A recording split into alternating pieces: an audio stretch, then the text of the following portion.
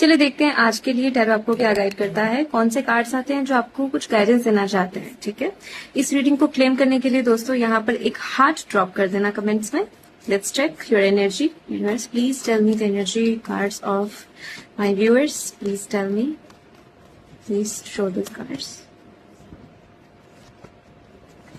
Okay, देखिए आज की एनर्जी आई है ट्रैवल की। ठीक है, जैसे कोई चीज फटाफट चाहते हैं और उसके लिए ट्रैवल भी दिख रहा है कि ट्रैवल कर रहे हैं, और वो जो भी चीज है जिसमें आप ट्रैवल करते नजर आ रहे हैं, या कोई चीज है जो आप बहुत फास्ट तरीके से आपके पास भागती आ रही है, कोई भी इच्छा पूरी होना, मैनिफेस्टेशन, तो आज वो होने वाला है। कुछ ना कुछ या तो आप कर लेंगे या कुछ मैनिफेस्ट हो जाएगा, और आप इतने खुश हो जाएंगे इस चीज से कि आपको ऐसे लगेगा कि यार मुझे तो सब कुछ मिल गया जो मुझे चाहिए था, जो मैंने मांगा था।